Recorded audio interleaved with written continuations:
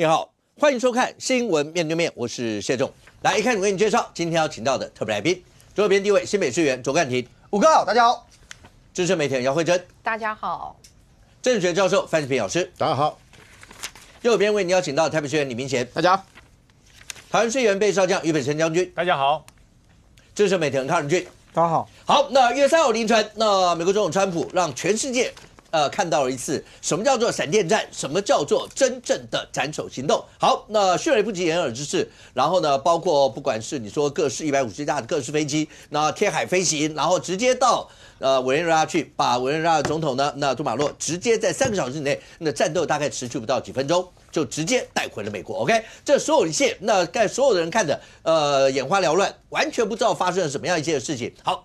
今天在节目现场，包括有2位军事下来的专家，包括范老师，包括政治的，然后包括财经方面，然后跟2位在国内2大政党，大家一起来看一下，那整个川普这次的行动对全世界造成了什么样一些影响？对我们来讲的话，当然大家有人在讨论，这对海峡两岸之间又会有什么样，未来会发生什么样一些态势上根本的一些的变化。不过一开始先让人看一下，包括川普他们在讲到这一次的行动的时候是怎么说的。来，仁俊是来直接让大家看一下这一次，好，不要讲连闪电战，闪电大概劈的都没有这么快的感觉，而且这个过程真的迅雷不及掩耳。每一次大家在节目都讲说，那全世界各地大家讲斩首行动，斩首行动，就像这个样子。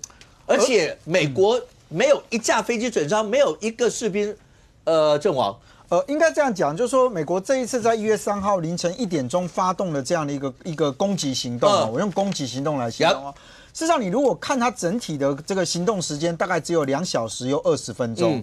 但是呢，对于美军来讲，他们公开证实是有1架的这个直升机有受损，但是并没有影响。对，那人员全部无伤而且成功的逮捕了马杜洛跟他老婆，而且在短短的2个小时20分钟之内呢，直接把他带到了2栖攻击舰硫磺岛号，然后呢，直接后送到美国去所以这一整个的这个行动让大家，我觉得就第一个啦过去很多人在研判跟分析，有些人认为说川普迟早会对于马杜洛下手。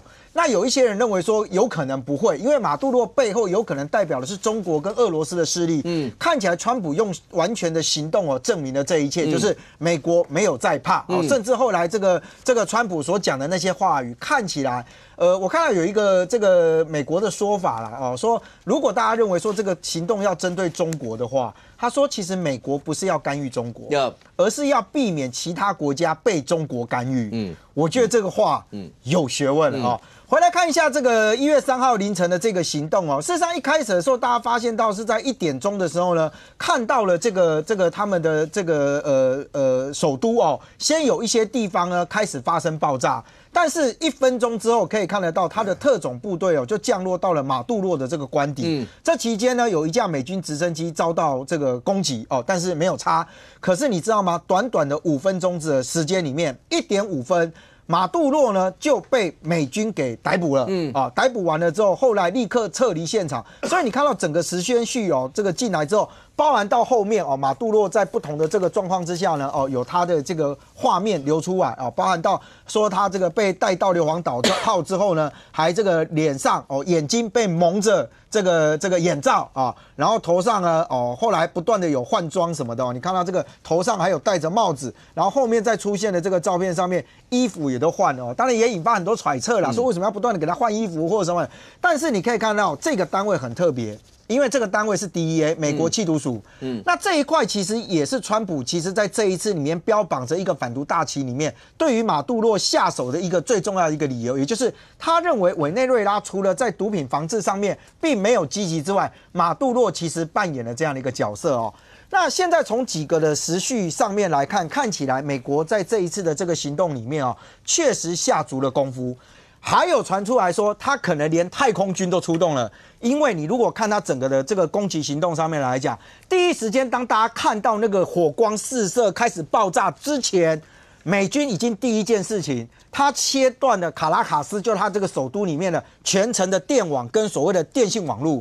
再来就是什么？它瘫痪掉了委内瑞拉的防空设施。这一点其实让全世界各国非常的震惊，因为委内瑞拉曾经公开表示说，他们打造了中南美洲最强的防空网。对，因为他们有老共提供的防御雷达，而且这个雷达经过中国的外宣告诉大家，什么 F-22，什么 F-30，我告诉你，你们无所遁形，我想抓你就抓你。再搭配了俄罗斯给他的 S-300型的这个防空系统，对，很多人觉得哇，委内瑞拉也很厉害。你就算没有办法阻止他，好歹 K 他个1、2架。结果现在告诉你说，对，有个直升机被打到，但是呢，看起来是枪弹上面的受损，并不影响他的飞行，他继续执行任务。这第一个哦。他先瘫痪了他的整个的这个网络设施，瘫痪掉了他的雷达系统，那就代表什么？作战手中通讯嘛。结果你眼睛也被人家瞎了，就跟马杜罗一样哦，眼睛被蒙住了，你什么也看不见。那你的拳头有什么用吗？甚至连讲说呢，俄罗斯之前提供给这个委内瑞拉的铠甲 S-1。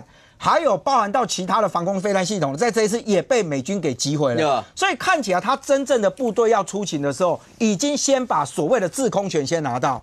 第二个，这一次出动的部队呢，大家也都发现到非常非常的特别啊，因为它不是绿扁帽啊，它是三角洲。那三角洲，如果大家对这个单位有兴趣的话，可以去看一个电影。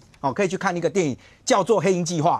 那其实三角洲部队在美国里面是特种部队，这个不用再介绍它有多辛苦了啊。但是它的人数里面呢，有人说它大概是在1500人以下，而它本身分7个单位，其中突击单位是4个，3个后勤单位。那重点是这样。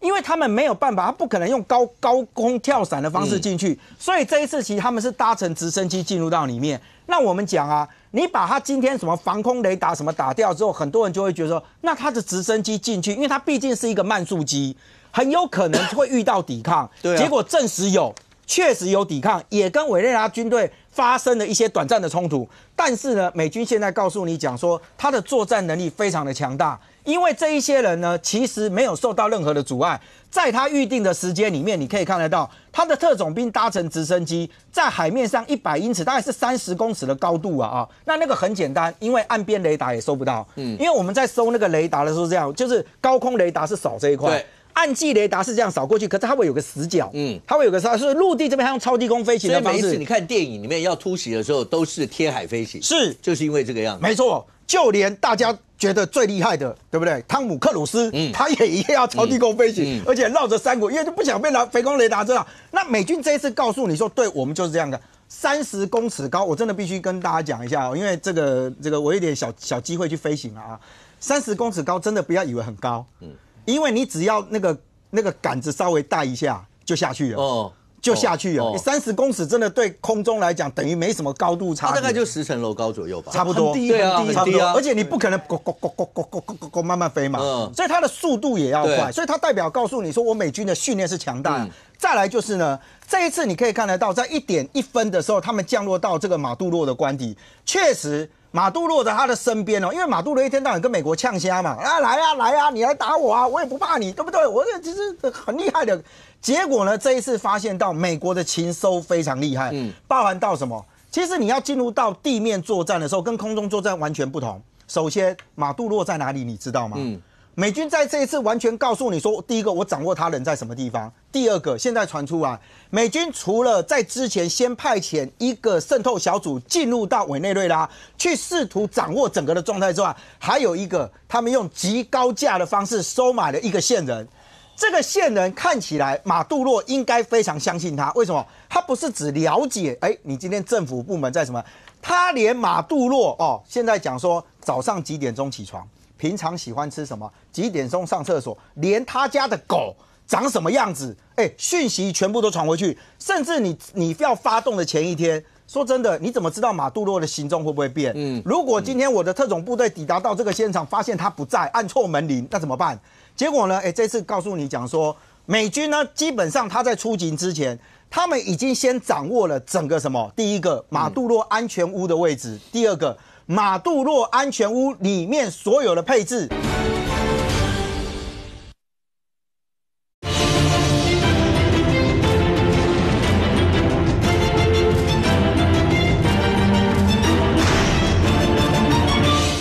美军呢基本上他在出勤之前，他们已经先掌握了整个什么？第一个，马杜洛安全屋的位置；第二个，马杜洛安全屋里面所有的配置。所以就出现了一件事情啊，川普说，其实哦，我当时哦在看那个影像的时候，这个跟奥巴马一样啊，对，当时战俘打出去的时候，在战情室一排人，大家在那边等着看影像。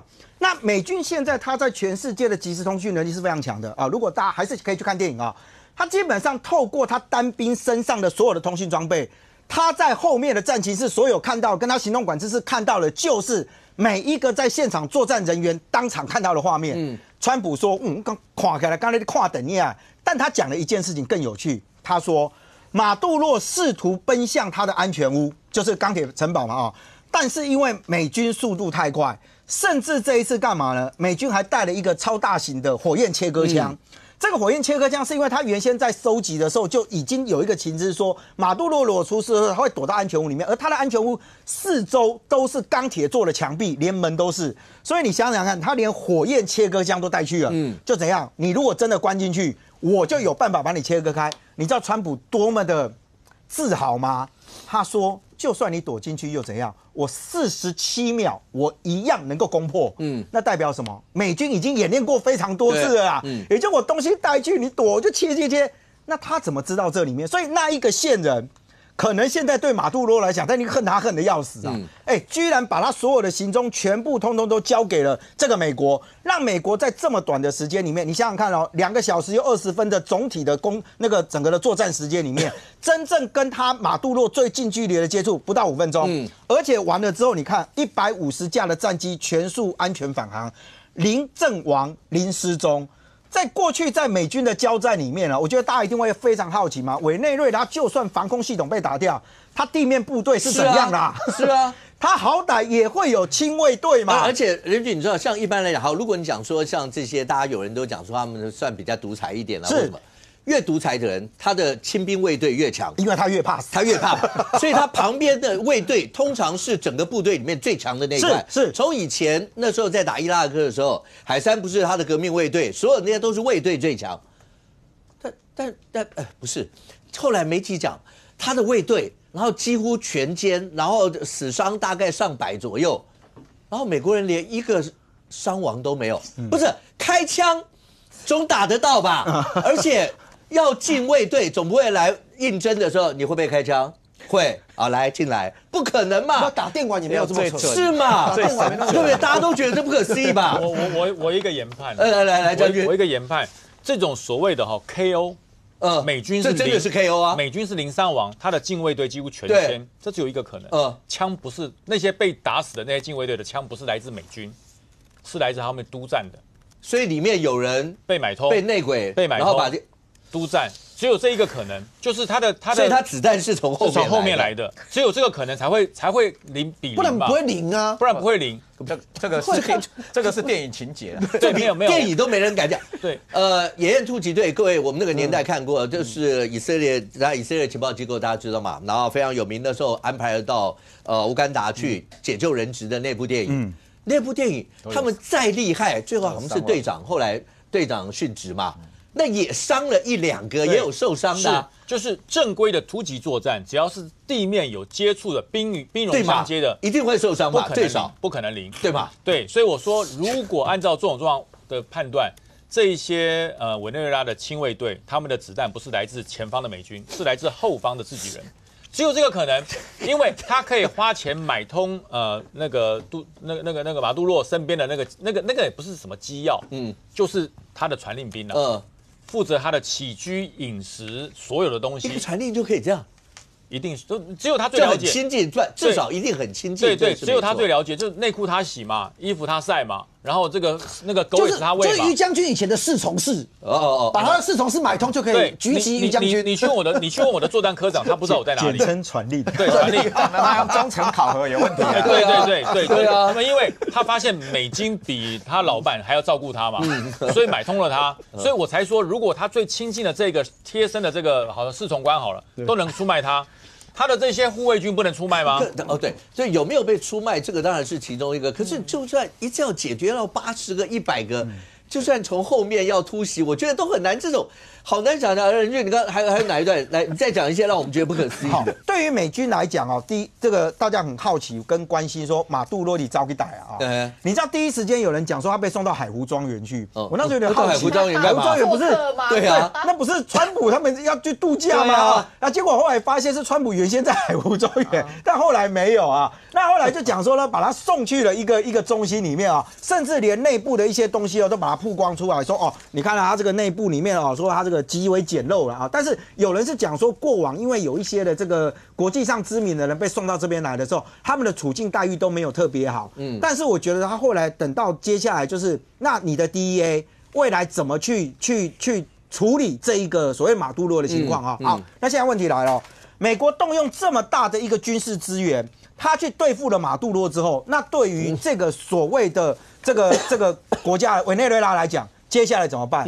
首先本来传出来是说呢，美国要暂时接管委内瑞拉政局，结果你看他的副总统啊，很有趣，其实他的副总统第一时间是有讲话的，他说他们确实不知道马杜罗在哪，对。但是你美国说抓了他，请美国公布马杜罗还活着的讯息，就你不要搞不好他挂掉了什么的呀。而且呢，那时候其实第一时间他的副总统是对这件事情是有批评的，因为老实讲啊，你美国再怎么样秉持着高举的正义的大旗，你今天派人进入到人家国家里面去抓别人的总统，你看古巴立刻跳出来，不过那本来就反美国家了啊，古巴、伊朗这些都叫啊。那中国反而中国跟俄罗斯到目前为止，你没有看到他们很大声的去讲。有人讲说是不是因为中俄的那个最强联合防空被美国弄掉了，然后大家尴尬，这是第一个哦。第二个，现在讲说呢，这个第一副总统他们这个副总统后来有改变了，为什么？他们愿意接受这样的一个状况，接下来可能要用选举，马上就有人开始说，是不是他副总统担心他如果没有愿意答应美国这些条件的话，换他被抓走？那现在问题来了哦。就是说，对于整体的状况来讲，川普确实透过了一次的行动，告诉大家，我虽然表面上跟你好来好去，我跟你buddy，你不用揣测我是不是要对付中国，你不用揣测我是不是要对付谁，你也不用揣测我是不是要拿他的石油。但我真实的告诉你讲说，第一个，我的情资收集，你不用害怕，我真的想收我就收得到。第二个，我的资讯保密做到滴水不漏，让你所有人搞不清楚。上一次啊。美国用战斧飞弹，大家如果还记得，他去打叙利亚的时候，美国后来他的国防部公开讲什么？他们在发动攻击前先知会俄罗斯，因为担心俄罗斯会觉得，他们如果有军机什么什么在那个地方一 K 下去之后，变成国际事件啊。那如果这一次美国其实我也不告知其他人，我就只针对你，而且他看起来有打军事目标。这一次讲说呢，这个委内瑞拉它的主要战机最少7架以上在机场就被击毁掉，那代表什么？代表第一个，美国在这一次的行动里面，除了刚刚讲的那2个之外，还有一件事情，我要打，我一定打得中。那这件事情对于美国在这一段时间面临到很多的挑战，甚至在亚洲区域里面，很多人质疑讲说，那中国如果他的军力可以跟美国作为对抗，当中国今天告诉你说，所有的外援如果要来帮助台湾，我有办法全部围堵你的状态之下，美国是不是用一次实质的行动告诉大家，你们讲归讲，你们再怎么宣传，你们说你们的雷达多厉害，我告诉你，我 F-22出了没被你抓到，我 F-35出了没被你抓到，我连 B-1B 都拿出来开。这一次说连什么 RQ-170那种说所谓的那个极高度保密的那种所谓的这个侦察机做电站的，我全部出来给你看。美国要告诉你我动员了多大的兵力，而他强调一件事，全世界没有任何一个防御系统，没有任何一个征收雷达可以捉捕到我的行动，那你如何阻止美国在全世界各国要展开他想要展开的行动作为呢？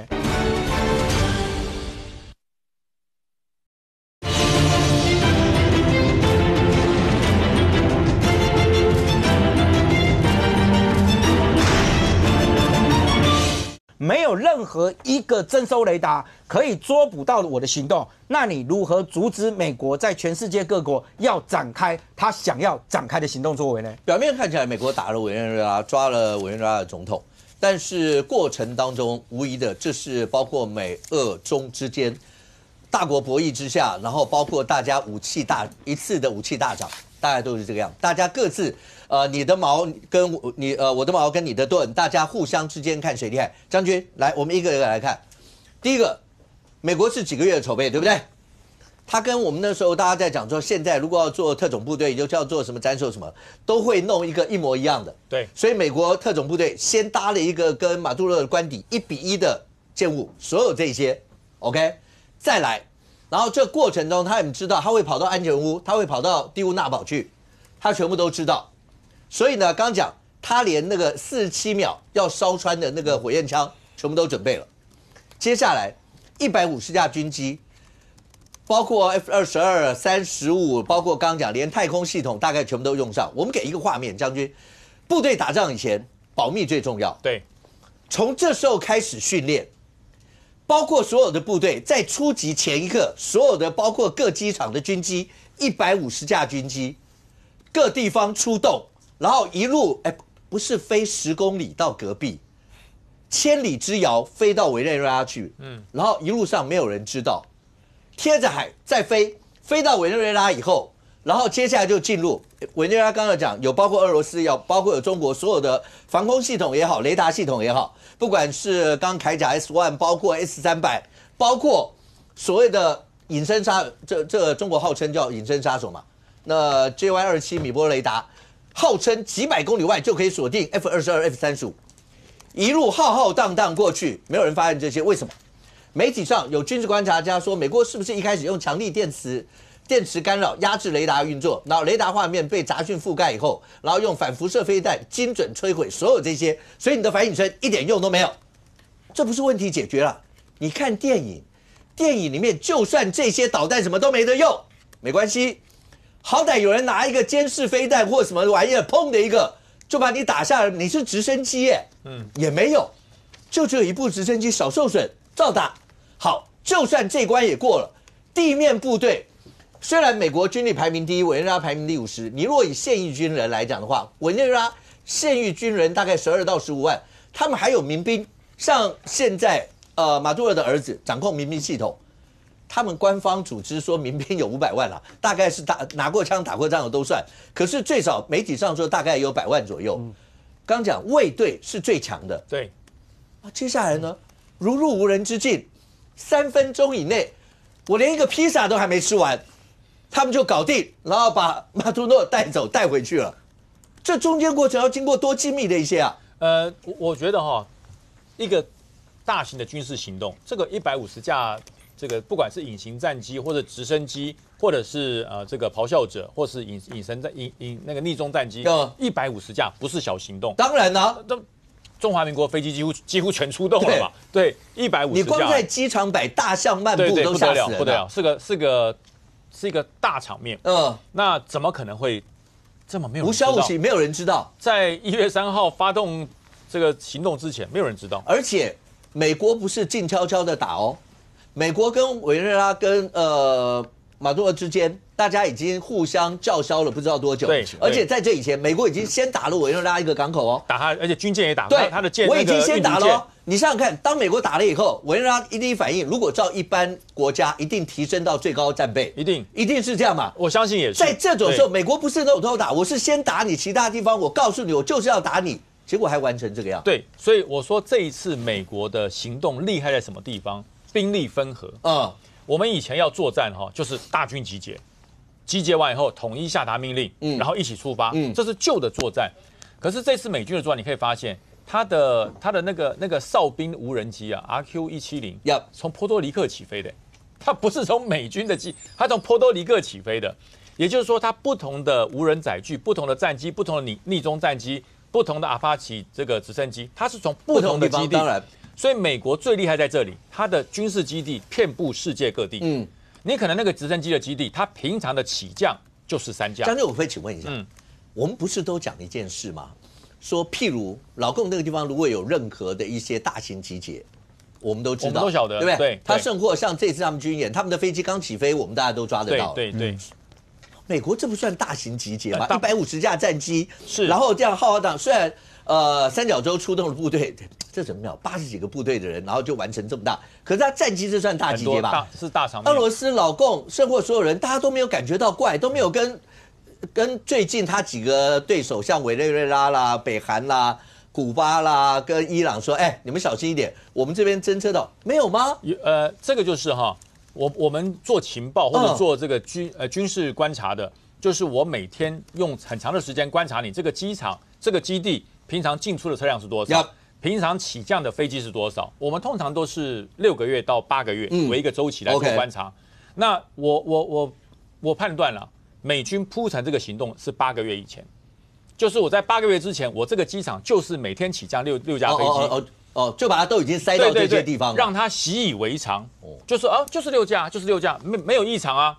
可是你不知道这6架出去不是训练，它是空中集结。它是空中集结，所以我说它这是一个非常周密的兵力分合的一个作战计划。在空中集结以后，也不会有人发现嘛？我弟说空中突然集结，然后往委内瑞拉那个方向去，然后像俄罗斯或老共的北斗或所有这些，他们都没有人发现。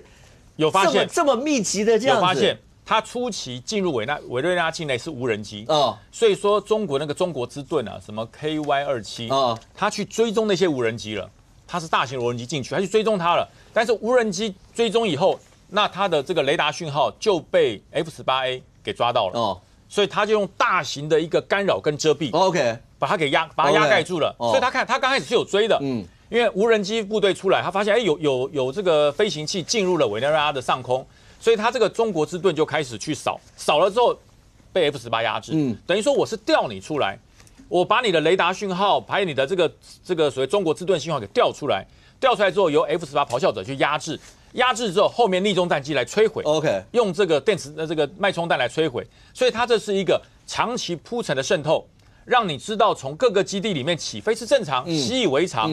但是它是在空中来做一个任务交叠跟执行，所以它是渗透、干扰、遮蔽、摧毁，最后他要进行的是逮捕。这不是一个所谓的攻击领土或者是取得消灭有生力量，他是要逮捕，他的目标就是这个总统嘛，就是这个总统。所以他逮捕完之后呢，立刻公开行动。所以这一系列的做法很精准，就是提早我认为是8个月前开始铺陈。这是一个军事观察一个基地一个单位起降的一个基本额，它至少超过半年嘛，8个月。它让你觉得习以为常以后，觉得不奇怪。可当它飞上空中之后，无人机出来开始吸引你的雷达去追踪之后，它后面的咆哮者出现，来给你做压制跟干扰。最后就是用这个脉冲弹把你的雷达摧毁。那你不是不用，你没得用啊。那个脉冲弹打过去之后啊，它不是把你炸烂，它是把你内部的关键零件给烧掉。所以你的机具还在，电也插的，可是它的雷达萤幕上是空的。所以你不知道怎么回事，所以我才说这是一个非常精准的从渗透、遮蔽、电子战、逮捕，然后最后他还用了一个最大绝招——公开行动。这是美国总统跟他们的这个罗比欧，然后还有安全顾问，还有 CIA 的局长，他们在这个地方在哪里我不知道，这我当然不知道，因为他后面用黑布盖住了。大家认为用黑布盖住是比较威吗？不是，是把后面有些不让你看的盖掉，怕你看得出来他们在哪。对，后面一定有很多东西。例如说我们在那个同步图像，还有一个上帝视角看到第一线兵看到的东西，我相信在后面的这些荧幕上全部都有显示。他用一个黑布把它盖住了。OK。所以说他让你不知道在哪里，可是这票人却出现。OK。他很明白告诉你，我不是偷偷摸摸。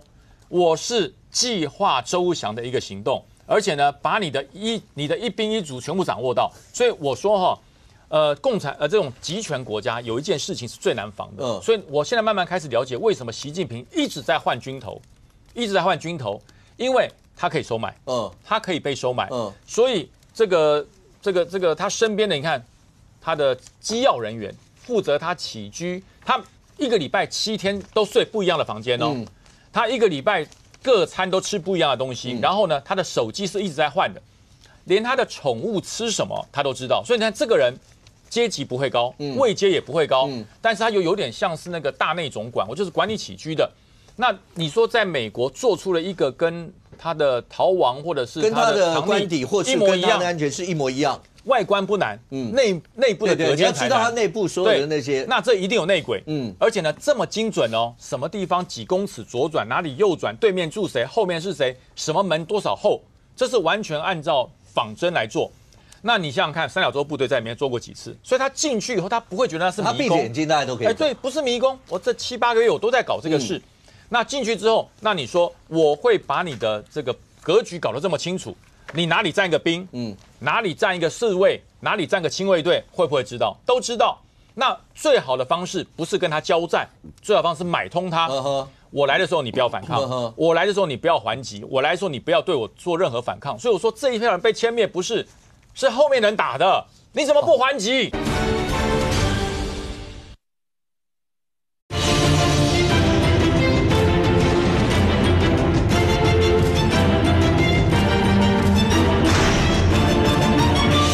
我来的时候你不要反抗，我来的时候你不要还击，我来的时候你不要对我做任何反抗。所以我说这一票人被歼灭不是，是后面人打的，你怎么不还击就打你。将军，请问一下，你刚刚讲的脉冲弹跟那个媒体上讲的所谓的反辐射飞弹，对，是同一个东西，就是反辐射东西。那请问一下，那我们换一个角度来讲，因为对我们来讲的话，那当然我们也会要防着，这次大家也会讲说要防着老共有说蠢动的一些想法。可是对我们来说，我们的雷达系统各方面。乐山啊，所有那些都是全球最先进的。是，大家都知道，老共也会来这一招嘛，他也会要用脉冲弹或什么。那对我们来说，我们应该要怎么防这些？应该有谱。就是我们对于中国跟这次跟这个委内瑞拉不一样的地方在哪里？就是我们知道中国哪一些对我们有威胁的部队，我们是掌握的。OK， 它不像美国，你要掌握美国的部队在哪里，真不知道。你不要说美国，你光是整个第一岛链，美国要从冲绳派。还是要从关岛派，还是要从韩国派，不知道，然后还是要从菲律宾，还是要从澳洲，所以他的派的兵的地方太多，所以你要去掌握美军的动向很难。可是我们对面的中国解放军，他对我们其实就是东部战区，那东部战区的飞弹、东部战区的电子战部队、东部战区的所有的这个一举一动，其实不要说我们知道，中国更清楚，所以我说。还没开始作战之前，最厉害是情报。OK， 如果当你都知道敌人的一举一动，而敌人不知道你一举一动的时候，那我就讲嘛，透明的一定被打。那个不透明也会打不到他。所以美国现在对委内瑞拉就是这样。那人家说现在中国会不会用这种方式来对我们？中国如果可以这样子有这么大的能力的话，我不要说中国啦，中国的老大哥俄罗斯，如果俄罗斯有这么强的这个能力，可以比照美国，他说我不是不做，只是我的道德感很强，所以我不这样做。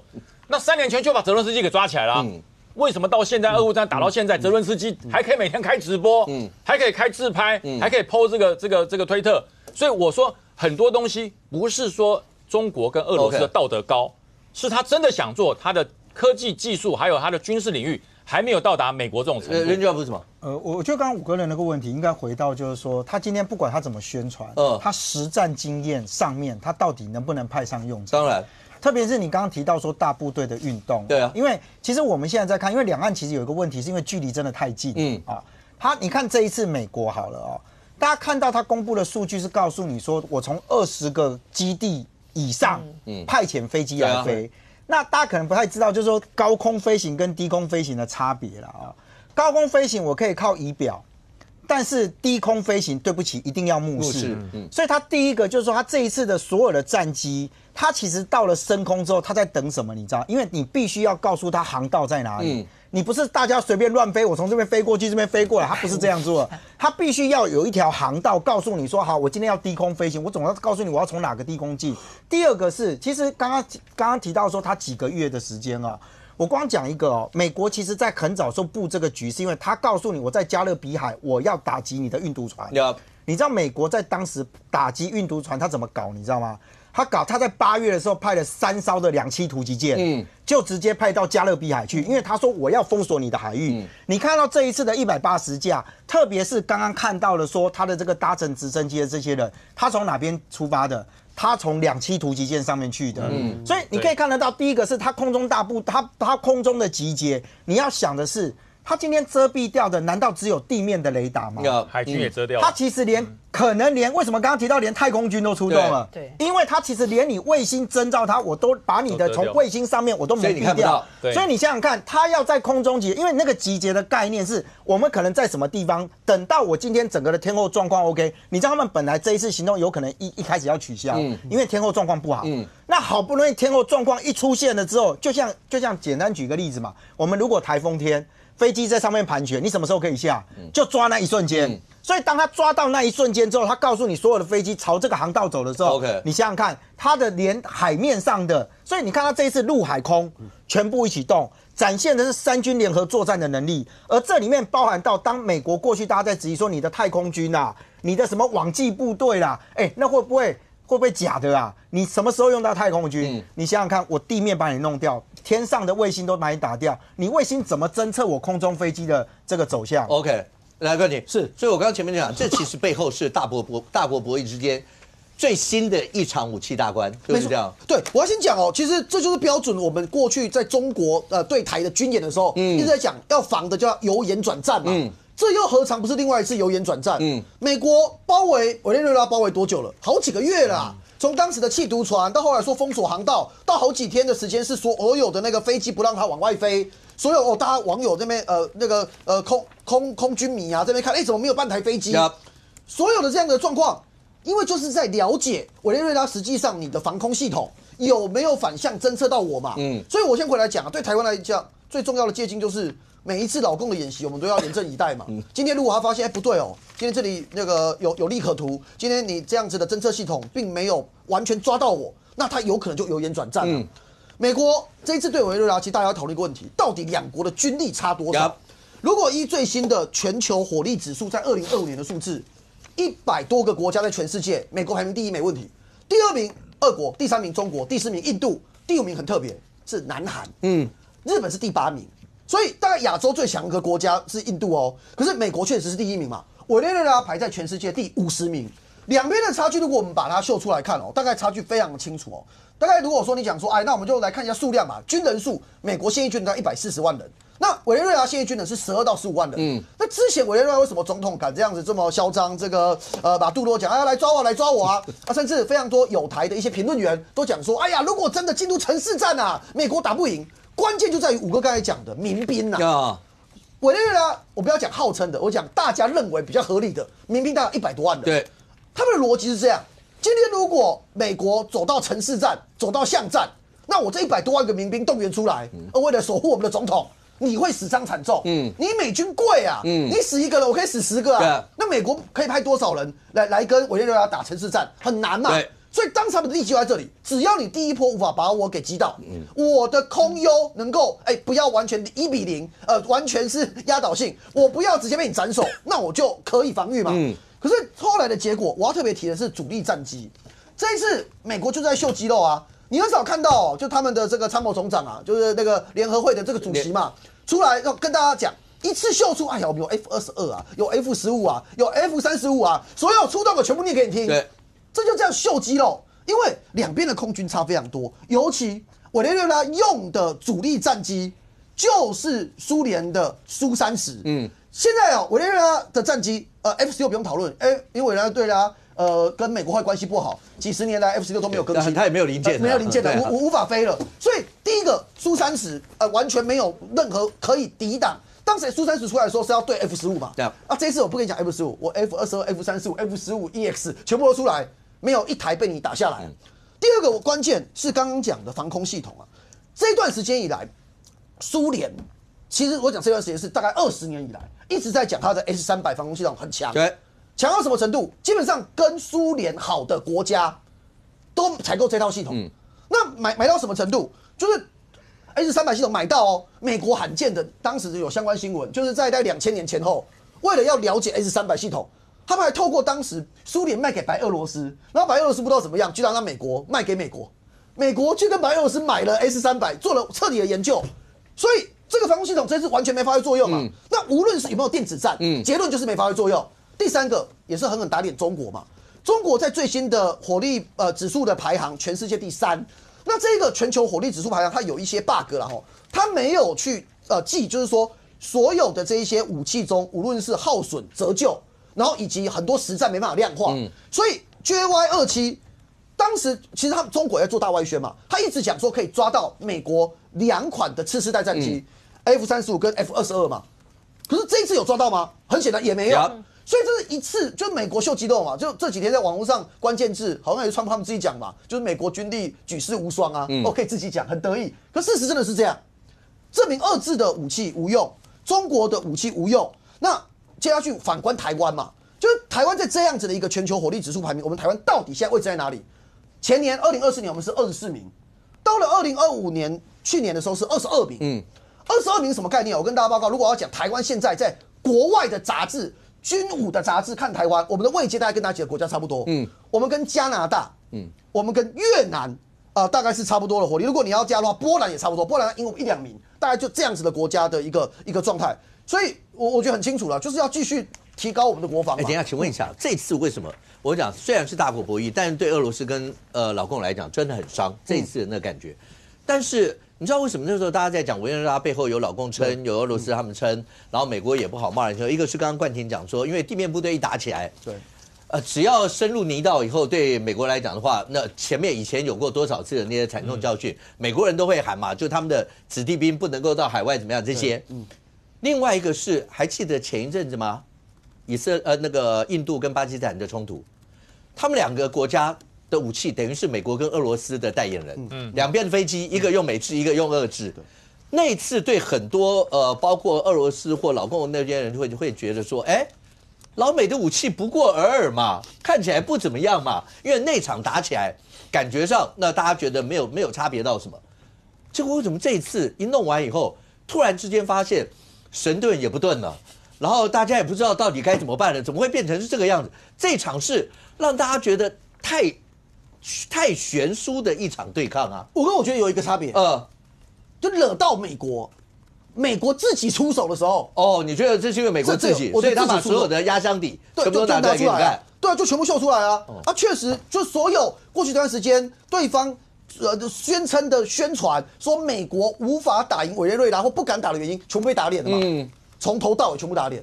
那另外当然也有在讲啊，说美国到底这次多周延，有一个算网络笑话，可是我觉得蛮值得跟大家分享的，就是五角大厦附近有一间披萨店，对，这间披萨店叫比萨托披萨。这间披萨店很有趣，就是过去就很多就是军武迷啊，就会讲说，每一次有美国要自己发动战争或者是自己发动行动的时候，这一间披萨店的生意就会突然很好。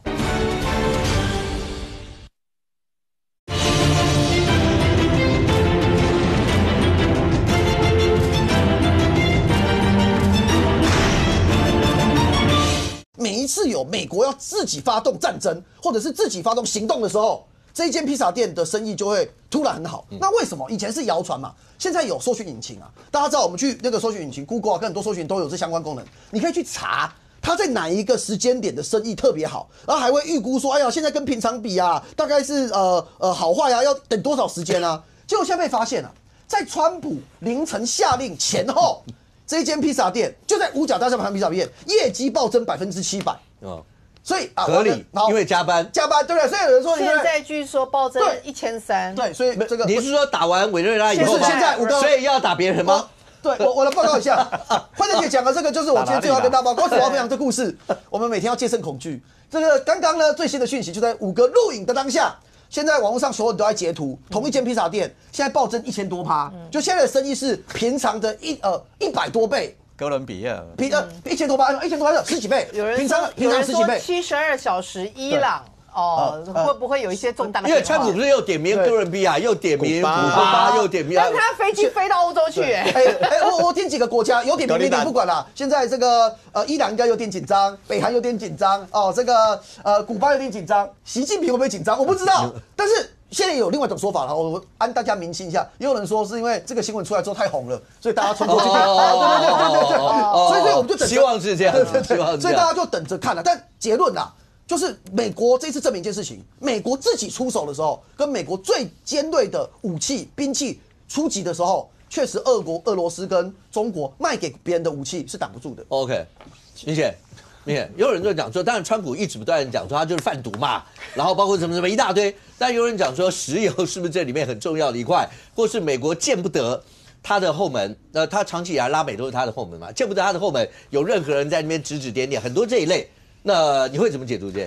刚冠霖讲说，披萨好像变成披萨是冠军那个战争指标一样，有点危言耸听。新闻写的啦，国外写的啦。但我跟你讲，这次事件。就这次后来你说又暴增1000多%，我想那可能也有人多去买，或者也许对。可是前面那个不是没有道理哦，各位，你只要跟外国人一些合作过，你就会知道，他们只要加班的时候叫披萨。他们就叫披萨。对，我们以前有跟一些外国朋友合作一些案子的时候，只要是加班，第一件事就是打电话叫披萨。我就是这样。他们的生活习惯，对他们的这是习惯。对，所以从这也是保密防谍器的一块。你只要这样，不是一般人大家不会想到啊。那以后可能 Uber Eats 会变成一个Uber Eats 哪个时间点比较多？是这样子啊，美国内部也是2极啊。你11月的时候在路透的针对美国民众做的民调里面，也20%支持说用军事解决委内瑞拉的问题啊。结果闪电当然。刚刚从媒体看出来，人家说电影情节方式，美国三角洲部队多厉害，美国的武器多厉害，突破了老共的在委内瑞拉的建立的一个神盾，好像老共不堪一击一样，所有都跟电影情节一样。所以你说啊，这是一个武器的角力，美中的一个角力一样啊。刚刚5个也特别提到，包括从外电分析，这是美国，你看哦，中国大陆的微博，他的评论是讲，就说美国对华在后院战争开了第一枪，为什么？石油啊，就说马杜罗上台之后10几年，委内瑞拉真的很惨呐，通膨严重，他通膨180倍，他们的国民所得到现在只有剩大概3000块美金而已，所以你看他很多人逃亡几百万流离失所，确实他治理很糟啊，他是一个标准的独裁者，没有问题啊。可是对于用这种军事制裁，好，你说如果假设说哇，他是为了当初他2020年是被美国司法部那个通缉哦，是用那个毒品恐怖主义，如果假设用毒品的话，我制裁你。不论是司法啦，或什么其他手段，正义之师没有问题。可是川普，你看哦，逮捕了那个马杜罗之后，对他讲说，哦，我现在要接管那个委内瑞拉，然后我要让美国的石油公司进驻，然后从地下开采大量的财富，然后用来贴补美国造成的损失。那请问你是要制裁马杜罗，因为他毒品的关系，还是你只要他的石油而已？让人家会觉得说你是要石油吗？而且石油来讲，石油是什么？委内瑞拉的石油2/3是出口到哪里？出口到中国大陆。所以你断了以后，美国接管之后，石油你是出口到中国大陆吗？你是断了中国大陆另外一块，你知道马杜罗之所以现在这么畅销，原先在委内瑞拉内部，当然啦，老共扶持是很重要的啦。他用了就说贷款给委内瑞拉600亿美元，用什么？委内瑞拉用什么抵押？用石油啊。如果第一个切断了中国大陆你重要的一个石油出口国之后，那当然啦，那中国大陆都头痛啦。当然，这是一个美中的一个秀马手，一个武力的展示。那同样对于说他们的原油要掌握原油、掌握石油，才是未来经济发展的一个重要的一个指标嘛。所以中间有没有秀马手？当然嘛，石油是一个嘛。所以老共他头痛啦，未来怎么办？像俄罗斯多买石油吗？多买石油的话，老美要制裁你。所以你说，我最后比较好奇了啦，美国这个出动。就说出动这一次的军事行动，好，你说司法行动也好，军事行动也好，他有没有事先告知习近平？有没有事先告知欧盟？这是值得那个值得观察的一个指标。老共到现在反映，官方在媒体有，可他的外交部没有正式的回应哦，包括网也没有正式的一个激烈的回应哦，是不是之间有一个默契存在？就像刚刚讲中东的战事，他有事先告知一样。这个我觉得后续可以观察，可是川普现在是这样子，我川威武秀马手比较大，那接下来嘞，你包括古巴嘞，那你加上那个就说哥伦比亚 Petro 它是更大尾的哦，你怎么办？还有格陵兰呢？格陵兰你知道格陵兰如果动的话，那不是动到这些国家也丹麦也会哇叫啊哦。丹麦也是欧盟的，你欧盟会跟丹麦会不会一致？你看这次美国出兵之后，包括欧盟，包括很多国家，包括德国，他们的反应是认为说你要不要遵照国际法？包括联合国秘书长也说这开了一个危险的先例哦。所以老美剑指I watch you， 他看到哪里那就可以出兵，就实力原则的话，那国际游戏规则不是没了吗？这比较麻烦呢。我想补充一下，明宪哥刚才有个问题就是到底川普有没有通知盟邦？我不知道。但我可以确定的事情是，他们没有通知国会，因为川普总统很明确跟大家讲，因为国会会泄密。我想全世界好像都蛮像的，好，这第一个。第二个，他们的国会议员也有意见啊。对，认为他们国会议员，认为他们国会议员要泄密。我说这全世界各国，包括台湾都有点像。好，第二个，美国就是不分政党就是这样啊，不要说支持川普啊。2011年奥巴马大家记得吗？当时他出动这个也是特遣部队，然后去击杀了宾拉登。当时奥巴马也没通知国会，那他们就美国就这样，就是这个是秘密行动，那行动完之后，事后再跟国会跟各方报告。那对或不对我不知道，但这就是美国的传统。刚才那川普应该讲他走了一个灰色地带了，因为如果要是要国会同意的话是宣战，那我没有宣战，那川普说他没有宣战，他是执行司法行动，对，第一是，所以你看抓那个马杜罗那些人是他们缉毒局的那些，所以他的意思说这是司法缉毒，这是逮捕，对，这是逮捕，我没有宣战，所以他避国会的，反正大家都会搞这一套啦。我觉得这很重要，就是前面是三角洲部队把他给抓到了嘛，对，回去之后为什么要秀那张照片？旁边是 DEA， 对，两个 DEA 架着他，是换装的啊，不同人，那 DEA 这是 DEA 的行动，对，这个是我缉毒局的行动，跨国缉毒。我要报告，这个是很有趣，因为 DEA 里面有一条内部的条例，就是他们是3读通过的法令，就是 DEA 正常来讲是在美国境内做缉毒动作为主，但如果国外有任何势力卖毒品进到美国国内，影响国人身心巨大，那他们可以进行海外缉毒。所以这是海外缉毒啊，不是战争。对，但我不想慧珍，如果真的看的话，这里面有一个重要关键角色，川普这个人不按牌理出牌。对。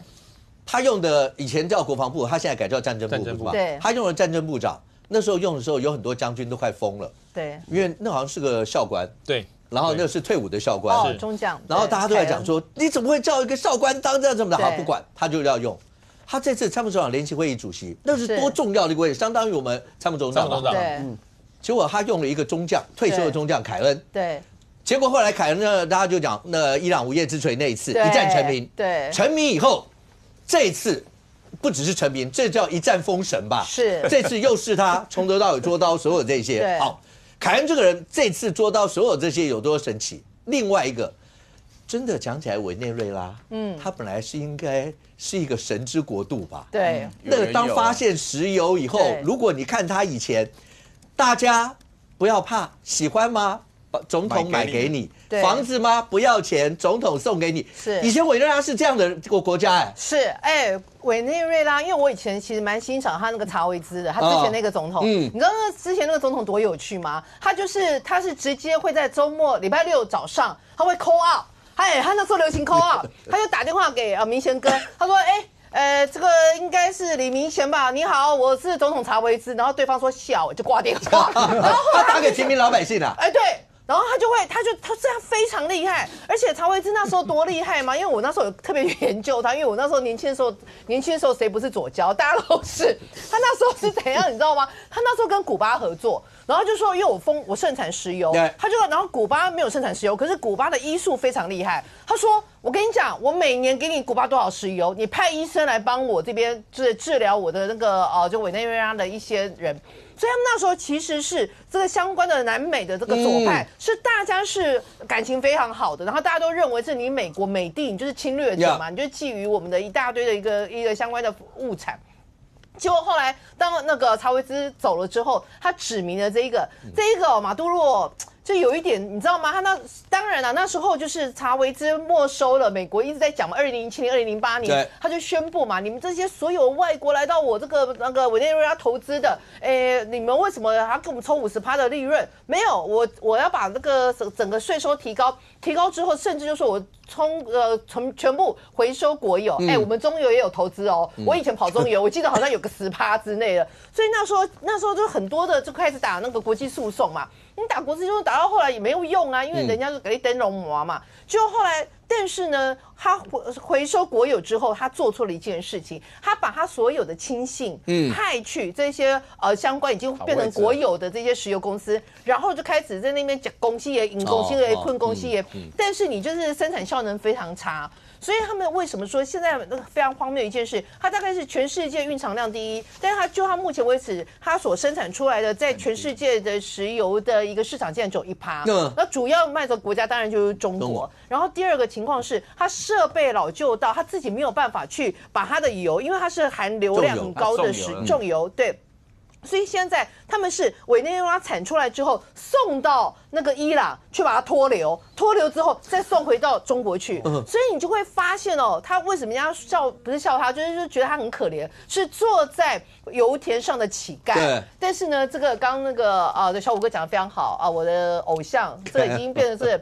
John Daniel 凯恩哦，这个凯恩上将啊，非常厉害。上一次的午夜之锤已经让大家就是吓呆了，而且这个人厉害到什么地步，你知道吗？他是1990年维吉尼亚的这个军校毕业的，但是他毕业的时候其实他是双学位哦，他好像还有经济学位，所以呢，而且他是那个 F-16的一个飞行官嘛，他这个飞行时速好像达2800小时，哇塞，你们怎样2800小时算不算很多？对，很多是不是？对，然后他最让人家一开始被人家提及，或是说在他们这个美国空军，大家会印象非常深刻，是因为在那时候911的时候，他是衔命就是守在那个华盛顿特区这一边，就是据说啦，这个我没有再一步去 double confirm， 就说当时不是有击落那个就是已经被武装挟持的那个民航机吗？其中有一个是他击落的，所以他们就说他的那个心理素质是完全不一样，因为你要知道里面在的全部都是美国国民，可是如果你不把他给打下来的话，会造成更多的美国的一个人民的损伤，所以有一个说法是，当时他是执行任务的其中的一个飞行官。然后后来他就是被不同的就是历练嘛，还有很多的一个军事相关的任务，但是好像是在2022年还是2021年，反正就在Joe Biden当总统的时候，他就退役了。然后这一次是川普把他特别找来，他在召开记者会。我跟你讲哦，你看到这场记者会之后，你真的会觉得哦，两件事。第一件事情，范斯不见了。我觉得范斯这个副总统范斯一直不见，我觉得很奇怪哈。第二件事情，我认为他未来搞不好这个凯恩上将搞不好有机会再上一层楼，因为他的主持的那个实在太稳了，他甚至直接讲他吃什么，他穿什么，他养了哪些宠物，我们都知道。哇哦！然后他后面还讲了一句 ，And there's simple no match for American military might， 也就是美国军力天下无双。哇，这个斯文人讲出狠话，真的是让人家觉得哇，真的是非常厉害哦。那我因为后来对他实在太好奇了，所以我就去查一些相关资料。他在去年的12月7号的时候，美国的一个国防论坛，当时他有好几个小时，然后主访他人家记者就有问他有关于委内瑞拉，他就说 caution，那我就想说 caution 这个要很小心警戒嘛。我后来想说他意思是不是觉得委内瑞拉你要小心一点啊？但记者有特别问到中国，他讲了一个非常有趣的一点哦，他就说他已经从事这个军事相关的这个从军已经几十年哦，他没有讲得很白，但意思就是说他换过非常多不同的角色。那呢，他很清楚的知道中国的军事的实力哦，也是不断的在一个提升当中哦。但他讲了2个重点，第一个重点是美国的军力哦举世无双。然后第二件事情是，美国目前还持续靠着高科技，持续稳定更上一层楼。然后在后面，他整个论坛里面，他到后面有提到一件事，他说呢，这个晶片产业链对于美国军力是至关重要。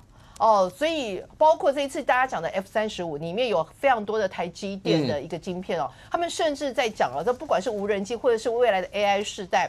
台积电2奈米以下的晶片是跟等于可以说是美国的军力的外包的心脏就有一首歌，就是你是我的眼，带我穿越，你晓得吗？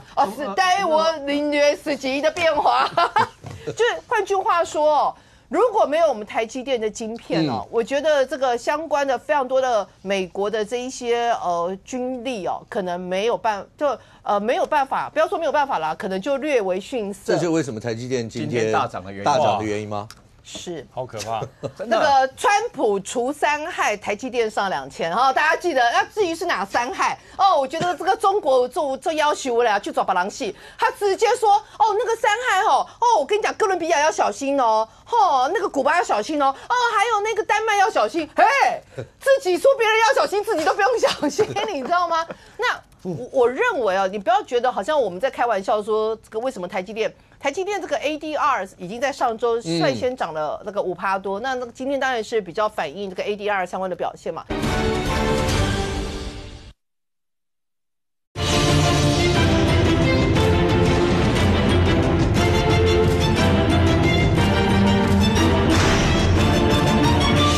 你不要觉得好像我们在开玩笑说这个为什么台积电这个 ADR 已经在上周率先涨了那个5%多，那个今天当然是比较反映这个 ADR 相关的表现嘛。但确实你要知道，我们知道那个台积电2奈米已经在去年底的时候宣布正式量产，那从那个今年的第3季，在整个会大爆发。那这个2奈米绝对就是为了这个不管是 F-35啊，或者对军武这一块啊，甚至在2019年，像回去查资料，你就会发现，早在2019年、2020年，其实纽约时报跟华尔街日报他们都已经有在讨论一件事情，就是美国不放心这个台积电的所有产能都在台湾这件事，因为他们要就近。在美国，如果你是否我美国军事这个部分需要的，你就全部就要给我美国制造。所以主要最重要的一件事情是说，台湾有一些比较喜欢唱衰的啊，比如说有人讲11口，不要讲我不是11口，就是有一些之前在其他有台啊，好像一直在讲啊，比如说讲说什么。中国不会弃委内瑞拉于不顾啦，然后讲那一些，你美国要小心哦，你不要小小的损失变成大大的灾难哦，还在呛瞎人家说什么啊，中国的人家那一些反侦测雷达啦，也不是假的啦，啊，这些人我觉得你才要小心。为什么你这些要小心？因为其实美国非常在意的一件事情就是泄密。那连他们自己美国的国会都慎防到这个地步。那我觉得之前在太子集团在台湾的一些事情，还有台湾有哪一些可能在地协力者，其实美国都在看。OK， 范老师，我们知道，从1次大战以来，美国的一个门罗主义，这一次对川普来讲的话，他是在重整个中南美洲嘛？有人说是川普版的门罗主义，甚或有人把英文都帮他发明好了。确实是这样吗？大家更关心的是，从这一次老美直接奔袭委内瑞拉这件事，未来两岸之间会有什么样一些变化吗？第一个就是川普是从去年1月20号就职到今天为止快1年了。我觉得我们赖总统可以松一口气了。为什么？因为他现在的焦点不在台湾了。对，他一上来就搞关税嘛，然后台湾是几%关税嘛。然后还就是要这个台积电去美国投资嘛，然后还把魏哲家叫到白宫去嘛，就台湾变成一个焦点。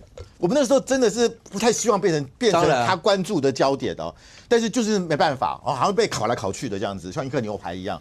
那现在川普终于有新的玩意儿了，或新的玩伴的，就是马杜洛嘛哈。那你想想看，他现在那个披萨今天讲增加那个1300%。下一个是谁？下一个不知道是谁？下一个是古巴嘛？古巴之外还有就是他还有这个哥伦比亚，对不对？看搞不好伊朗啊。伊朗其实这2个礼拜以来，伊朗一直有大规模的一些抗议活动。对，而且伊朗的那个之前的那个前任的国王的后代，巴勒维就住在美国啊。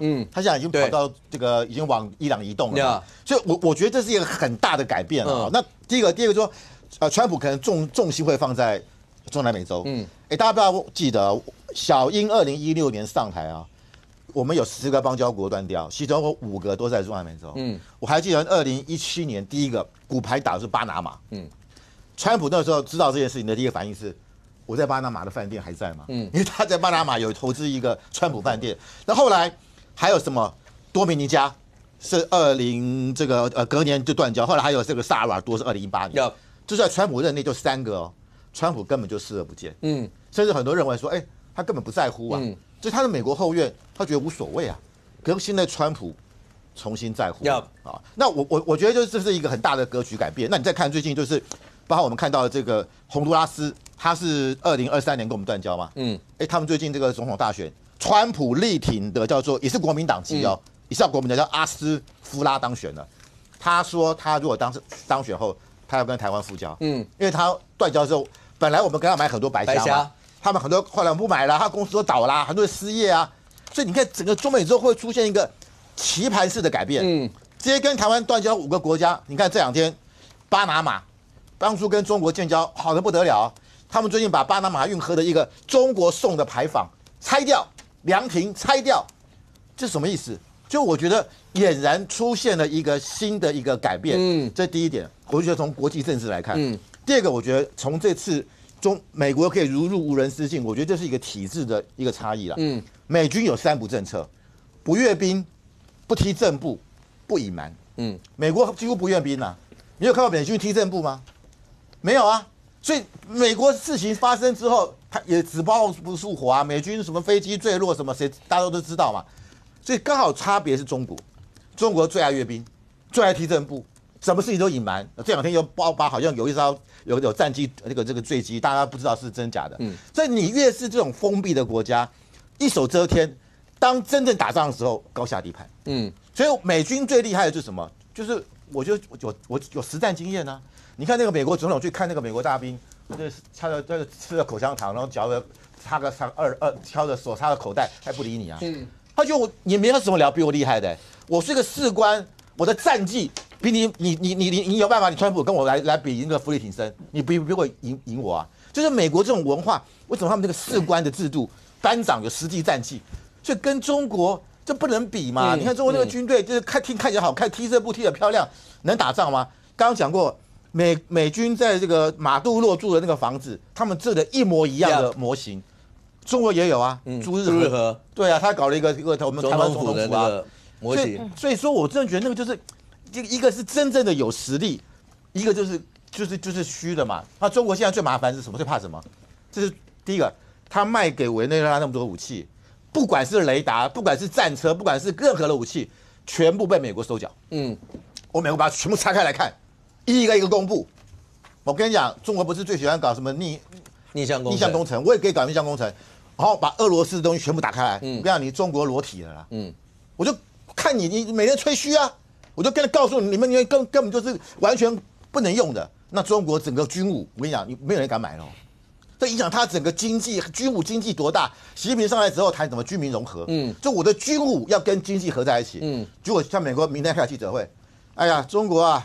那个什么 JY27A 啊，没有用啦，不要再用了啦！我跟你讲，这个中国这些军武怎么办？导电哦，像中国现在最怕这个。然后这次还有一个最尴尬的人叫谁？叫邱小琪。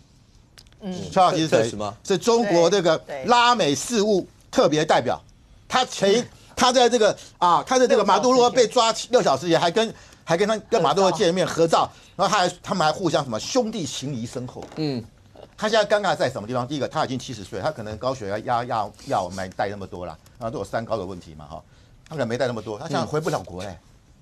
他见完面之后，整个这个，他也不知道，他也不想啊。对啊，所以北京那个，据说王毅都打电话跟他讲说，你现在任务改变了哈，本来是要撮合跟这个马杜罗关系，现在改成观察战情，回报战情啊，他现在回不了家了。带着什么高血压药吃完啦，怎么办呢？现在当地卖物价那么贵，买不到嘛。那最尴尬的他，不要小看他哦，他当过驻玻利维亚大使，驻这个巴西大使，墨西哥大使，都在中南美洲，而且当过外交部的拉美司司长。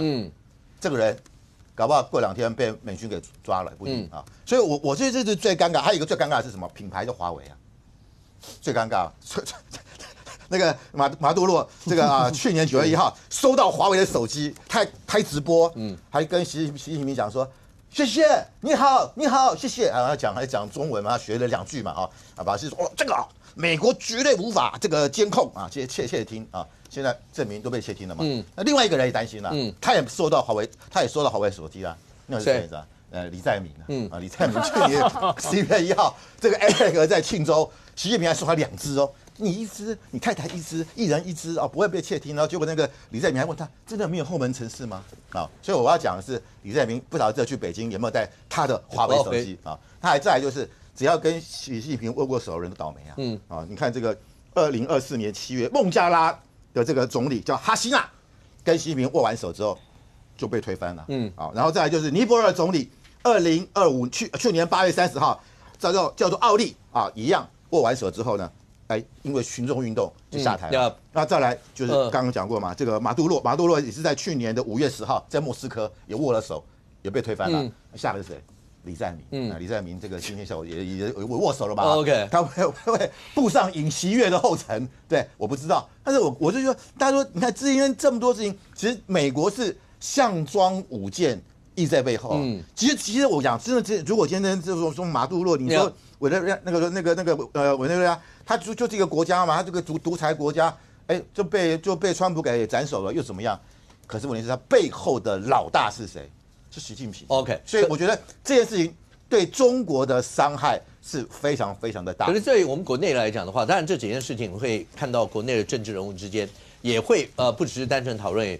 关铁是国民党主席郑丽文有直接讲说，赖总统不要以为挑衅的行为，人家就会来帮忙，你不要看到这个就怎么样，要回到9·2共识。对，很恐怖了哈，因为郑丽文主席他现在不是名嘴，他现在也不是一个民意代表，他是台湾立法院最大政党的党主席，对，是台湾执政最多县市政党的党主席。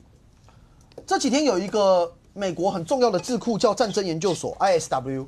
这个战争研究所，大家可以上网查查看，它是美国在 DC 非常权威的一个智库，里面的所有的成员很多，要么就是过去曾经在军售这扮演重要角色公司里边上班的军火公司，或者是退休将领，或者是过去在国防相关单位曾经当过的公务员，他在美国是重要的智库，居然在最近直接点名说郑丽文在中共发动正义使命演习的时候的言论是呼应中共叙事，这是讲得非常重的话。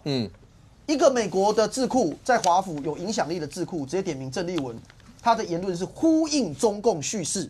另外他也点到了，他说老共现在讲说民进党赖清德是寄生虫，讲赖清德民进党是绿色恐怖，这两个主论述是中共现在在发动大外宣，要让民进党政府在台湾人民的心中觉得没有执政的正当性，再搭配我刚才讲的同一篇文章去提到郑丽文正在干这件事情，就是呼应中共的叙事。这个事情我觉得就好好面对嘛。可是郑丽文他就铁了心啊，郑丽文遇到这个智库国外的智库这样子的发言，他一样同一招。你们不要配合民进党造谣。不是吗？那全世界民进党有这么厉害哦？这些智库你们去查，以前在民进党以前的前任总统执政的时候，也曾经有很多类似相关的有权威性的智库，有一些言论对民进党政府也不一定这么的友善啊。他们就是以美国他们至少一脉的观点看到这样的状况嘛。那郑丽文他面对的事情是什么？为什么大家会认为你是在配合中共叙事？除了当时在中共军演的时候，你第一个把矛头指向民进党政府。第二个你做的事情是，这个时候我们要赶快去跟中国谈，才能够这个保护台湾。先北京在美国，这是不是他们讲的？在这个时间点讲，在中共围台军演的时候讲，先北京在美国，他先跟北京谈，再跟美国谈。第二个我要讲，郑丽文去年3月份的时候公开去提到，中共围台军演是保护台湾。郑丽文直接提到，这是符合国际法。郑丽文直接提到，台湾是中国一部分。当时他不是党主席，可是请问他当了党主席之后，搭配最近这些言论，当有人质疑说他之前讲过这些话，国民党要不要替他负责？有没有人可以替他更正？没有，目前没有。而且我问钱敏宪哥，等一下替他讲，没有一个国民党人可以出来。在郑丽文去年3月。在中国这几次的围台军演这么多次当中，他直接讲围台军演是保护台湾，台湾是中国一部分，中国围台军演是符合国际法，就这3题，你讲过的话，不是我国民党有没有人可以回答一下？那我觉得这个我会变成我们不同政党的，可是我也身为我们大家都同一国的国民，我觉得很蒙羞就国外怎么看我们的？中国围台军演，我们台湾该做的事情是。我看我没有阿嬷讲话，没有阿嬷卢秀燕，没有阿嬷黄国昌，他们这3个至少虽然也骂一下赖清德，前面都先加一句，我谴责中国的军演。黄国昌有做，卢秀燕有做，蒋万安有做。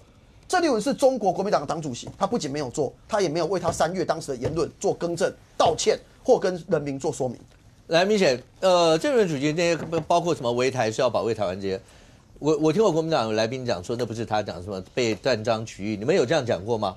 那段话。可是除了那些，刚才冠廷一直讲说，当老共军演的时候，大家不是应该最起码要不要检讨国内以外，应该先讲一下老共那段，要先谴责这一段，尤其在这个节骨眼，老共军演完，川普那玩了一个这么华丽的一个斩首行动，大家就在讲我们的那个国防特别预算会不会对蓝营来讲的话，现在会有特别有压力？第一个，我认为老共军演没有台湾热舰啊。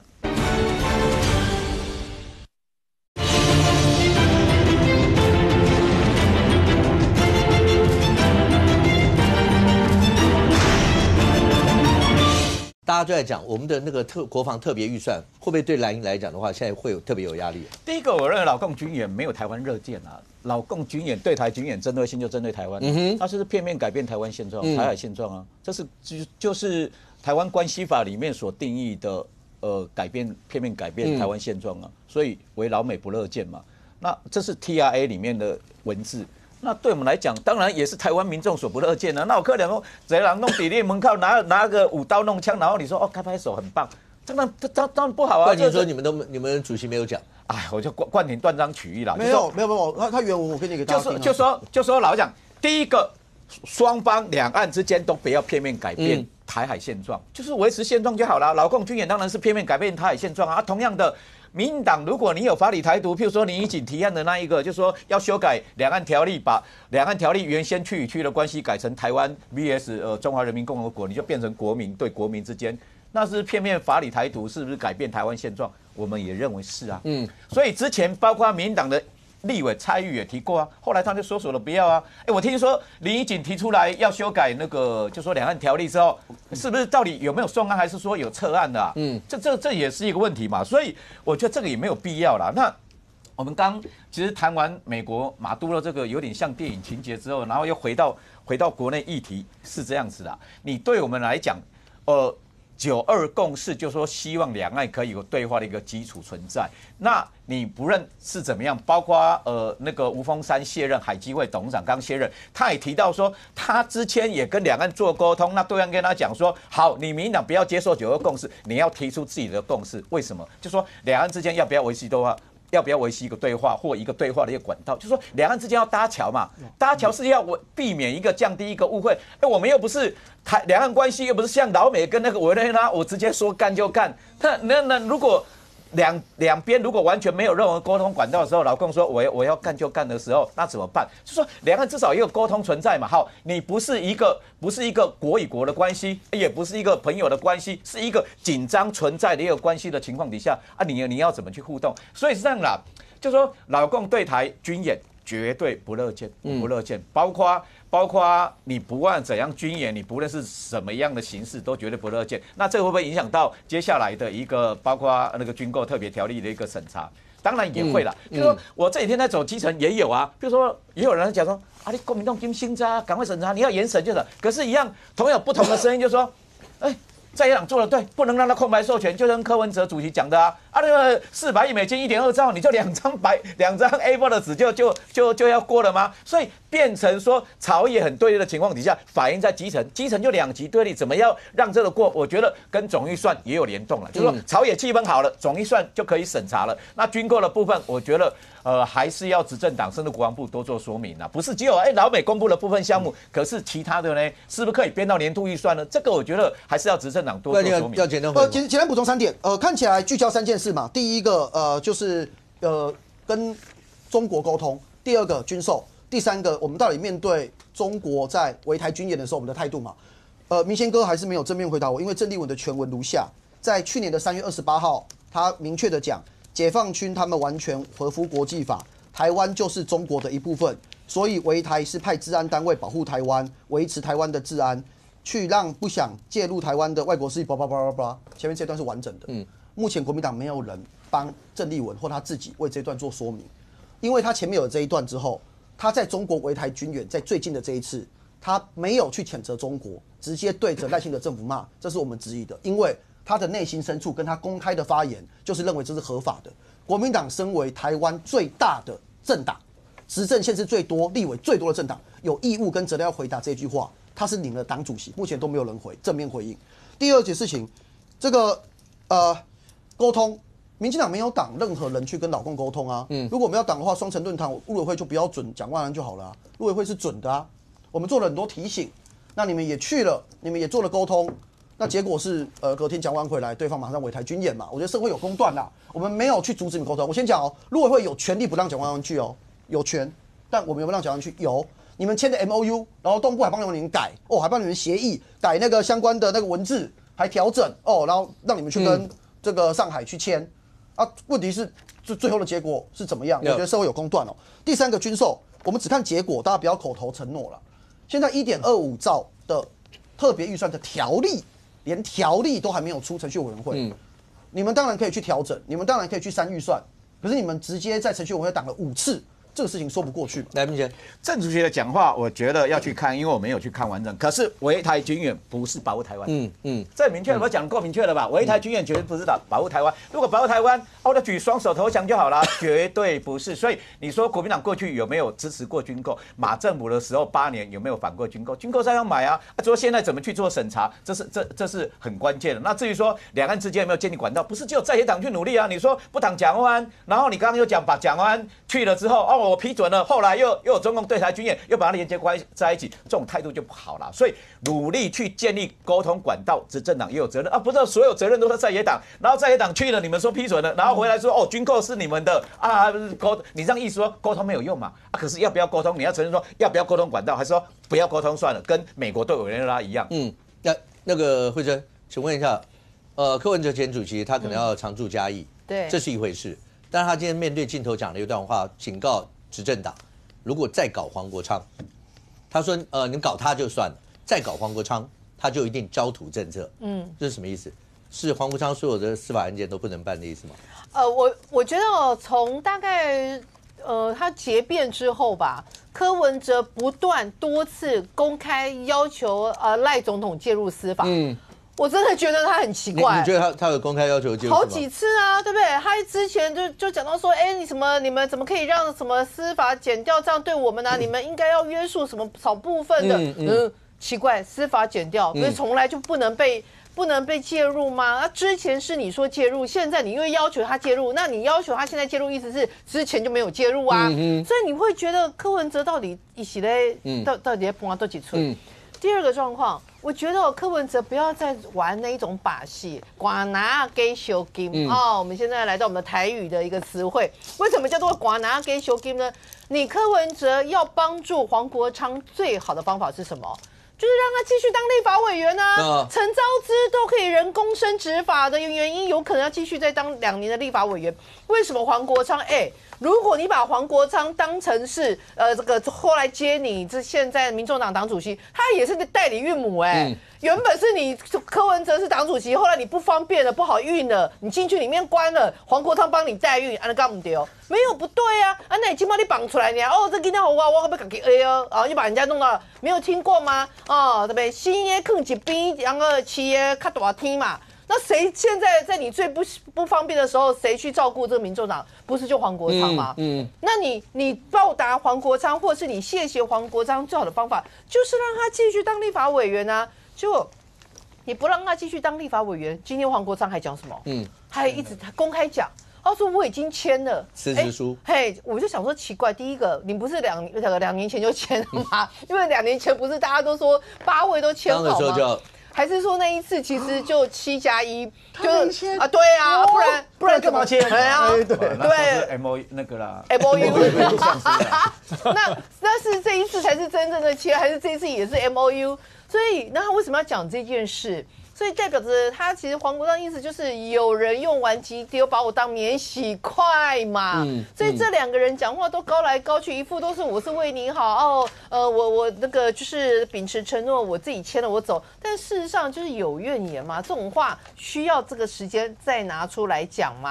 所以我就觉得这个柯文哲表面上讲的一副好像是为黄国昌抱屈，但事实上，说一句实在话，人家黄国昌现在还是什么？还是党主席耶！你起码人家你又不是立法委员，结果人家还带着你去拜会傅崐萁，立法院你都敢打入去啊！人家说尸骨未寒，人家还没有成尸骨，这个氧气罩还拔着，还带着你就开始对不对？攻城略地。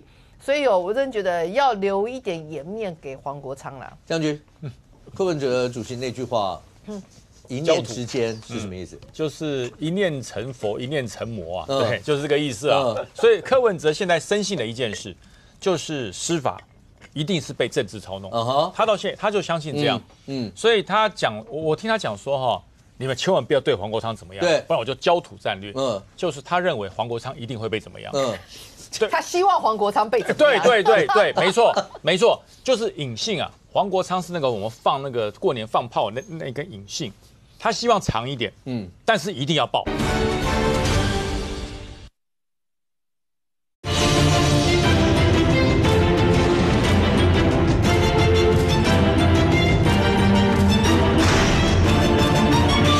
就是隐性啊，黄国昌是那个我们放那个过年放炮那根隐性，他希望长一点，但是一定要爆，一定要爆。他什么叫焦土战略？你知道？黄国昌有恩于我，我被压的时候他在门口帮我声援，下次他被压我去声援，这就焦土啊！让你尝一尝在里面我在外面哇哇叫的感觉，让你尝一尝你被压跟马桶睡我在外面冲声量的感觉，这叫焦土啊！还你啊！我还你不欠你啊！黄国昌，柯文哲认为最欠黄国昌不就这个吗？我在里面被关的时候，对不对？外面哇阿伯放出来放阿伯，现在变成黄国昌被关，我去前面声援。请问一下，他跟柯建铭总召那天的会面以后，未来会不会有绿白合的空间？我觉得在总预算明天应该是个很好的观察期。因为明天如果刘淑彬没有出现在程序委员会，如果没有出现呢，那就过嘞。因为主持人是那个翁小玲嘛，主持人不能投票啊，主席可以啊，他在最后如果投票的时候，每次党都他投，应该是这样讲，投票的时候他可以投，对啊，所以简单来讲，主席如果是翁小玲，我们就有机会赢，对，你们多一票啊，主席是翁小玲主席反而是民进党的时候，我们没有机会赢，主席是翁小玲，他们多一票，你说主席如果是翁小玲，下面就变8-7，对，如果是平，对他没出席的话就变8-7，刘淑彬有出席8-8，翁小玲会投，对，他有关键票，那如果你在表决的时候你就输了一票，那不就过关了吗？那我这样大家就会看几个啊，总预算，然后包括国防特别预算。然后去的时候，到底民众党出不出席？可是今天有另外一则新闻，并且阿扁之后没有办法主持节目了哈。是。你觉得民党政府做对做错？对啊，我觉得是。当然最后，可是就是说，为什么不早一点踩刹车了？到最后一刻已经录了，然后那个找了许信良原先是找谢长廷嘛，后来许信良去，因为谢长廷拒绝嘛，后来许信良去录，而且录好了，准备要播了才喊卡，为什么最后一刻才喊卡？我认为过程当然喊卡是对的啦，那为什么不早一点？而且我们节目讨论好几集啦，对啊，那过程中为什么说第一个当然啊，我认为啦，赖政府甚至赖清德总统一定过程中一定找人去沟通了。我讲拜托给他那个卖朱旗，卖乱了，卖来乱啊！结果为什么拖到最后一刻？显然阿扁不听嘛。所以阿扁呢也是在尝试最大的一个空间呢。所以我认为，包括议题都出来，不是主持而已。我觉得有2个，第一个。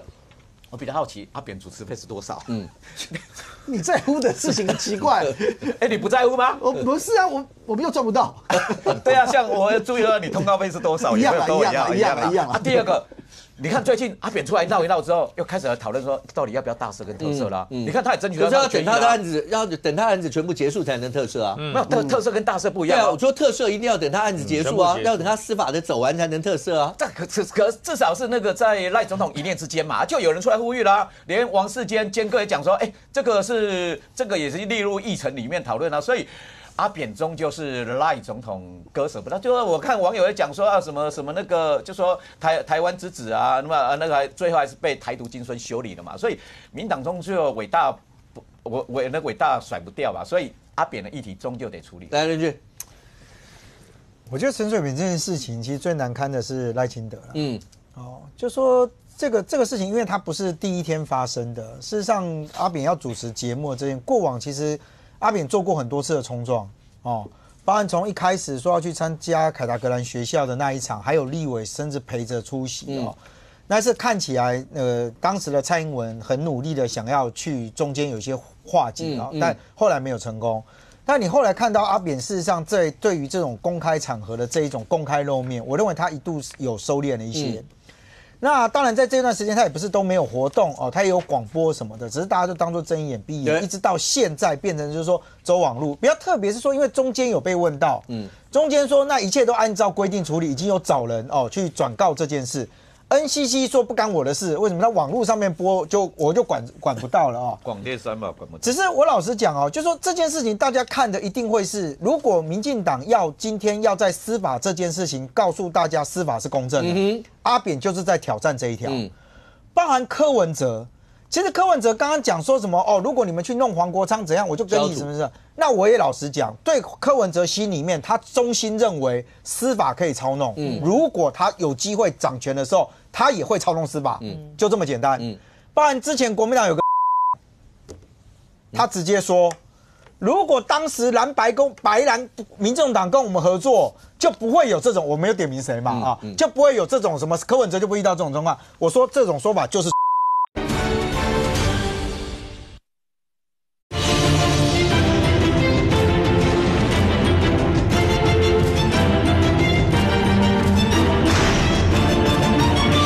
柯文哲就不遇到这种状况，我说这种说法就是，你明白告诉大家，国民党也会操弄司法，就这是一个最糟的。所以其实陈水扁的问题，你说到最后一刻播出前一刻，前一天晚上由阿扁出来讲说，卓荣泰有跟我联络啦，说如果播出去就要抓去关，那是怎样？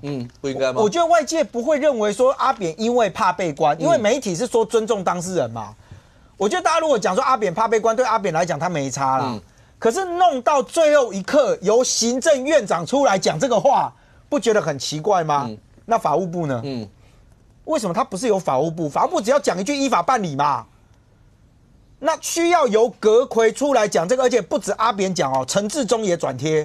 那就代表什么？对啦，就是卓荣泰来告诉我们施压我们啦，叫我们不要上节目。所以我觉得这件事情对赖清德来讲，其实老实说哦，赖清德在这一段时间里面，我认为他的问题不是在野党给他的，他很多的压力跟危机来自于民进党的内部。最后结论呢？如果要是最后就是赖政府不让阿扁这个节目播，对还是错的？不是啊，他本来就不应该播嘛。但问题是，他没有解决司法的问题啊。那就后面。对，因为对外界来讲，阿扁现在刚刚讲什么大赦特赦，那个都有太多前提了啦。所以我觉得今天回来的是，如果司法可以用这样开窗，我觉得今天台湾人民是因为没有去追究阿扁在这一段时间的那个公开活动。阿扁自己要去冲撞、要去挑战是一件，但你证明了一件事情啊，最少在司法的这件事情上，是不是看到阿扁有开了一个窗，甚至转了一个弯？范老师很简短告诉我，如果要是真的让阿扁这个节目直接播出了，对赖政府伤害有多大？非常大。对，因为我觉得那时候已经跨越了红线了。因为其实他现在被交保就医，已经有很多人有持不同意见了，甚至认为说那个是有某种政治性的。那你说主持个节目干嘛？广播节目啊，大家也就算了。你要直接变成，而且那个电视台，也算是大家都知道的嘛，知名度蛮高。我是觉得那个也不是什么谁去劝他啦，我觉得那个的确不妥啦。OK， 那至于刚刚讲李怡瑾那个已经撤案了，我也不晓得他为什么要放。对，因为那个东西其实真正必要的是修宪啦，跟那按着法律来慧珍没有关系。30秒，阿扁这事。我真的觉得不管是前妻、前总统干嘛的，好像前夫也一样，前男朋友都一样，有挂钱的好像通常会对现任都是一个伤害。原本不然从以前蔡英文到现在的赖清德，大家面到这个前总统的陈水扁的议题都觉得很棘手。那我真的也要奉劝一件事情就是不要用自己来挑战司法。也不要去挑战台湾人民的一个宽厚。我们都知道，事实上你已经没有太大的身体上的问题。你如果今天不是因为前总统的关系，你早就应该又被抓回去关了。那大家就是睁一只眼闭一只眼。可是如果你真的要跨越那个红线的话，我觉得那真的就是会让台湾人民反而因此，然后认为说你不应该这样做，然后会把这一股气，搞不好会转移到执政党身上。OK， 来关宁，就是30秒。好，这题很难回答，但我一切依照我们事实来答啦哈。陈水扁前总统他是依照监狱行刑法跟受刑人保外就医审核基准管理办法的规定，去决定他可以参加什么活动不行。那其实有中间就是法务部说这个案子是台中监狱。本于全责，依照念完这样超过30秒了。依照管理办法第7条的规定，依法予以驳回，然后也提醒陈水扁前总统要恪守相关规范。所以意思是什么？其实大家不用讨论这么多啦，这个案子中间就是不准啦，所以这个案子就是中间不准啊，不准之后就没有这个节目的事情。然后祝福陈总统身体健康，然后呢，这个一切平安。他已经很健康了，他比范老师都还健康。这点就很难搞，这个不错了，讲这讲成这样不错，没有证据不能乱讲。没有，所以结论大家不用扯这么多，长官，这案子就是台中监狱就是驳回，然后依照相关规范，那就是不能去这个节目。第二点我要讲一下，有一个要更正一下，那个林怡锦刚刚有出来澄清了。他的案子根本还没送案，所以没有撤案问题。要不要？所以他会送吗？他说他们有一些内容，大家有一些建议，他们会做一些调整。所以还没送。等他送的版本再说啦，他根本还没送啦。对。OK。刚才前面阿扁前总统那件事情，那民众的想法跟底线应该非常清楚了。OK。那对国人来讲的话，包括国际形势的转变，那未来呢该怎么样去应对，我们大家拭目以待。非常谢谢现场所有来宾，也非常谢谢观众您的收看，谢谢妹子们，我们明天见，拜拜。